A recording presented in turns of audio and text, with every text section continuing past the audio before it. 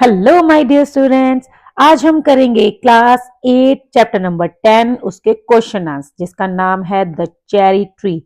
ठीक है, इस चैप्टर की एक्सप्लेनेशन और इसके let us think and reflect का क्वेश्चन नंबर 1 वो मैंने ऑलरेडी अपने चैनल पे वीडियोस अपलोड कर दी हैं। आप मेरे चैनल पे जाके क्लास 8 की प्लेलिस्ट में बैक टू बैक आपको सारे चैप्टर्स और सारी वीडियोस जो है वो मिल जाएंगी, तो वहां से आप देख सकते हो।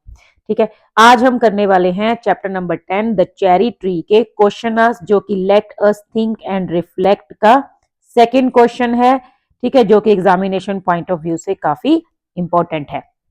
तो चलिए स्टार्ट करते हैं आज की वीडियो। क्वेश्चन नंबर 1 है why did Rakesh parents send him to Mussoorie. Rakesh के जो पेरेंट्स थे उन्होंने उसको मसूरी में सेंड क्यों किया था, क्यों भेजा था।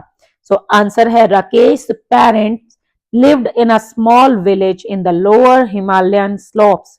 ठीक है, राकेश के जो पेरेंट्स थे वो एक छोटे से गांव में रहते थे जो कि हिमालय की तलहटी में, मतलब नीचे वाले जो स्लोप्स हैं वहां पर था। Where there were no schools, और वहां पर स्कूल्स नहीं थे। सो दे वर कीन that Rakesh should receive a proper education. उनकी इच्छा थी, मतलब वो बड़े दिल से ये चीज चाहते थे कि राकेश को प्रॉपर एजुकेशन मिले।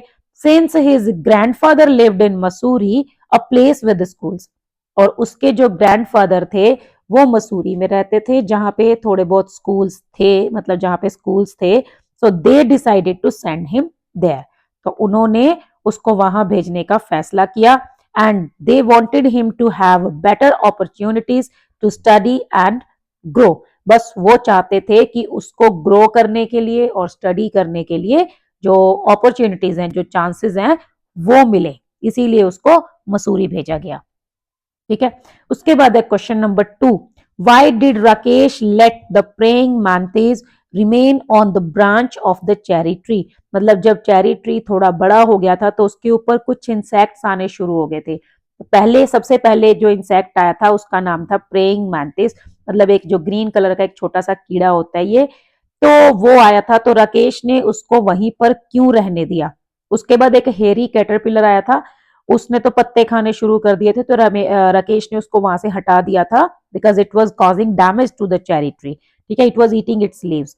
बट उसने प्रेइंग मैंटिस को नहीं हटाया, तो क्यों नहीं हटाया। So Rakesh let the praying mantis remain on the branch of the cherry tree. Rakesh ने उसको वहां पर रहने दिया, क्यों। Because he saw it as a harmless and perhaps even welcomed visitor. क्योंकि उसको ये लग रहा था कि ये बिल्कुल हार्मलेस है और एक मतलब एक ऐसा विजिटर है जिसका वेलकम किया जाना चाहिए। And it was the first insect he noticed on the tree. ठीक है, ये जो है चेरी ट्री का पहला विजिटर था और फर्स्ट इंसेक्ट था जो उसने चेरी ट्री पे देखा था।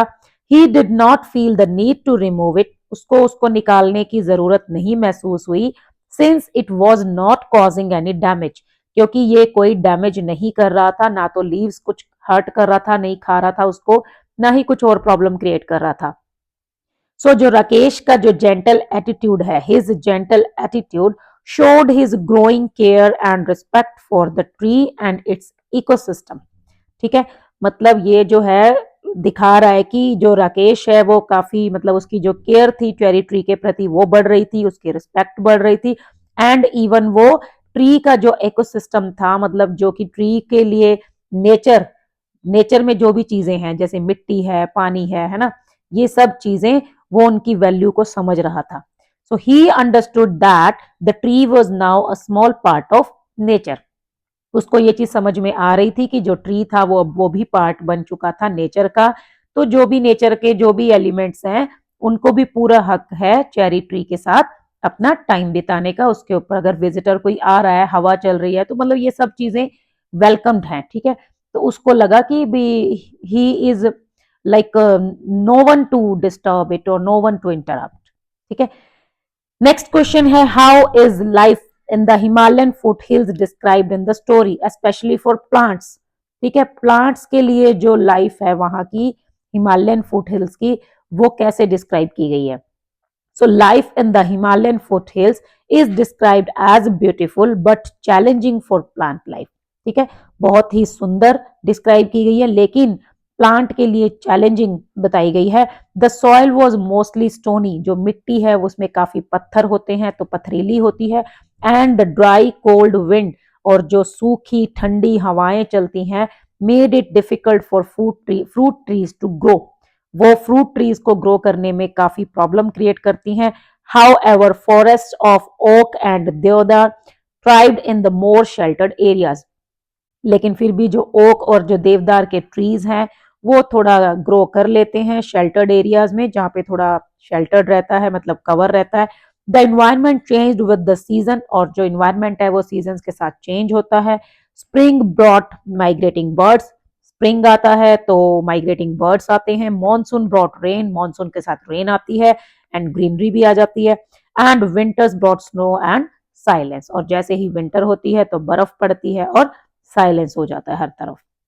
नेक्स्ट क्वेश्चन है, what might Rakesh mean when he says is this what it feels to be God at the end of the story. वो जो एंड में कहता है कि अरे भगवान होना कुछ ऐसा ही है क्या, मतलब भगवान, अगर भगवान हो मतलब भगवान को भी ऐसी ही फीलिंग आती है क्या जैसी अभी मुझे आ रही है। तो उसने स्टोरी के एंड में ऐसा क्यों कहा जब वो चेरी ट्री के नीचे बैठ के चेरी ट्री को देख रहा था। तो ये उसने क्यों कहा था, क्योंकि उसने अपने हाथों से उस प्लांट को लगाया था, चेरी ट्री को लगाया था, और उस चेरी ट्री की केयर करते हुए उसको ग्रो किया, मतलब ग्रो करने में हेल्प की थी।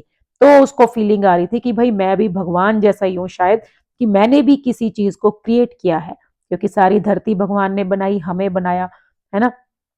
सो आंसर है, when Rakesh says is this what it feels to be God, he means that he feels happy and amazed to see the tree grow from a small seed into a big tree। मतलब यहाँ पर दिखा रहा है कि जो राकेश है वो काफी खुश था और हैरान था ट्री को ग्रो होते हुए देखते हुए, एक छोटे से बीज से एक बड़े से ट्री में कन्वर्ट होते हुए देखकर। ठीक है, उसको खुशी भी हो रही थी, उसको हैरानी भी हो रही थी। Bye planting and taking care of the cherry tree, cherry tree को लगाने से लेकर उसकी केयर करने तक, ही इंजॉयड वॉचिंग इट ग्रो, उसने उसको ग्रो करते हुए देखा और उस चीज को एंजॉय किया। This made him feel proud, peaceful and closely connected to nature. अब यहाँ उसको क्या फीलिंग्स आ रही हैं, काफी वो प्राउड फील कर रहा है कि उसने एक चेरी ट्री ग्रो किया है, पीसफुल, काफी कंटेंटमेंट है उसके अंदर, खुश है, सेटिस्फाइड है, एंड कनेक्टेड टू नेचर, और खुद को नेचर के साथ कनेक्टेड भी फील कर रहा है। इसीलिए उसने ये बोला था कि भाई भगवान जैसी फीलिंग आ रही है मेरे को भी। ठीक है, मतलब भगवान भी जब अपनी धरती को देखते होंगे, है ना, तो उनको भी शायद इतनी ही खुशी, इतनी ही पीस जो है वो मिलती होगी। नेक्स्ट है question number 5, how does the writer describe the relationship between Rakesh and his grandfather. Rakesh और उसके ग्रैंडफादर के बीच में क्या रिलेशन है, उसको कैसे डिस्क्राइब किया है। दोनों के अंदर एक बॉन्ड ऑफ अफेक्शन है, ठीक है, प्यार है, एक अंडरस्टैंडिंग भी है। दादाजी जो है वो राकेश को समझते हैं और राकेश जो है वो दादाजी की फीलिंग्स, उनकी एडवाइस, उनको रिस्पेक्ट करता है। तो दोनों के अंदर एक म्यूचुअल जो है बॉन्डिंग मतलब काफी अच्छी है। So the writer describes Rakesh and his grandfather's relationship as warm, affectionate and full of mutual respect। ठीक है, warm, affectionate and full of mutual, mutual का मतलब होता है दोनों तरफ से। ठीक है, कि राकेश भी उनकी इज्जत करते हैं और वो भी उसकी इज्जत करते हैं। ठीक है, दोनों दोनों की तरफ से रिस्पेक्ट है एक दूसरे के लिए। They share quiet evenings around the fire and joyful moments in the garden.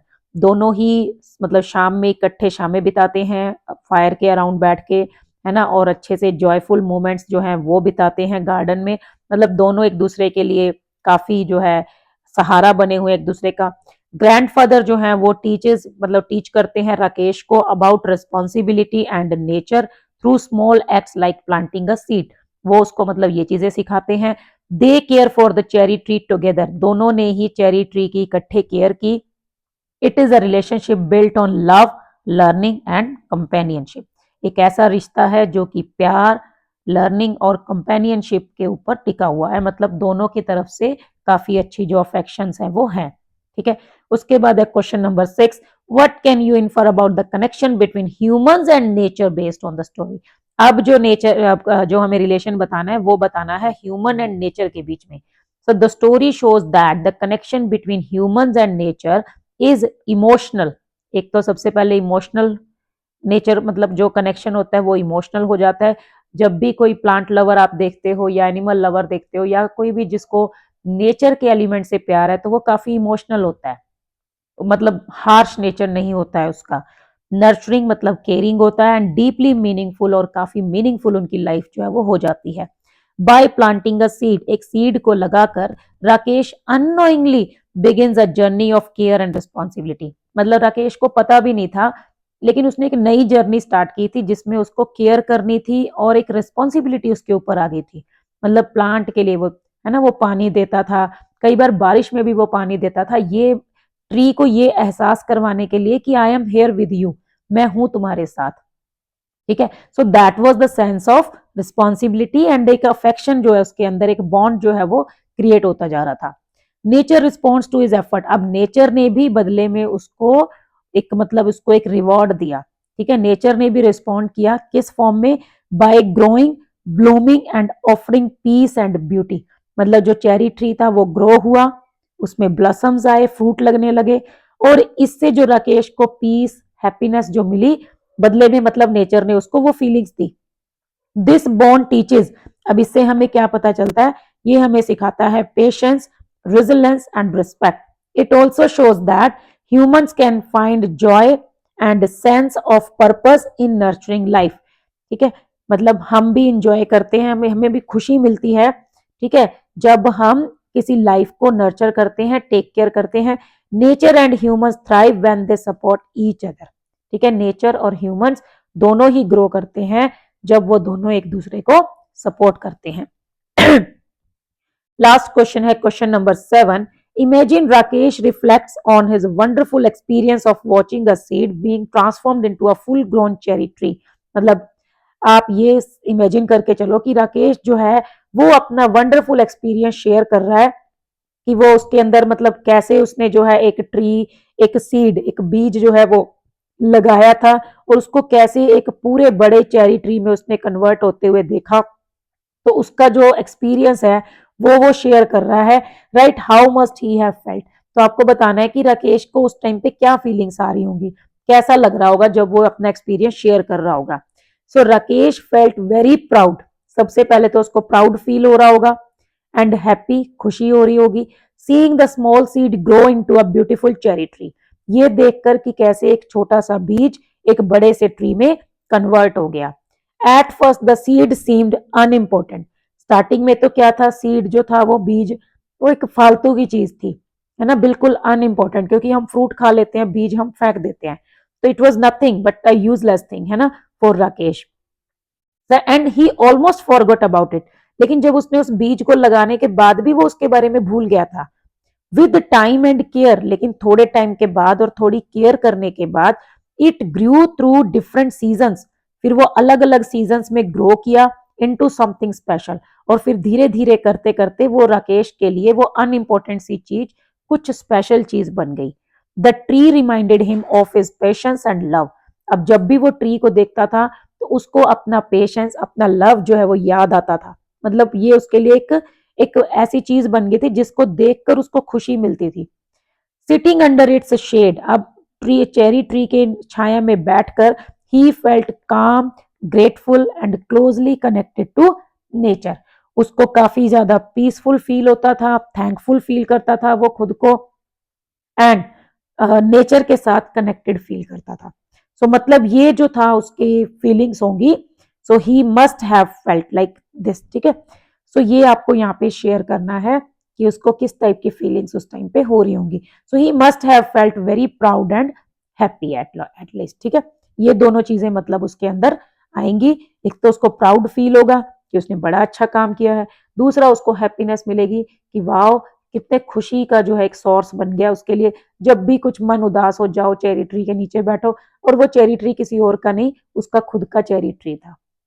तो ये थी एक मतलब एक सेंस जो उसके अंदर, फीलिंग्स जो उसके अंदर डेवलप्ड हुई होंगी। ठीक है, तो ये आपको बताना है इस क्वेश्चन में। तो आई होप आपको क्वेश्चन अच्छे से समझ आ गए होंगे, काफी इजी है लेकिन इंपॉर्टेंट भी है। ठीक है, थोड़ा सा अच्छे से करने की जरूरत है, उसके बाद ये आपको मतलब बढ़िया से लर्न हो जाएंगे, तो आप इजीली इनको एग्जाम में अटेम्प्ट कर पाएंगे।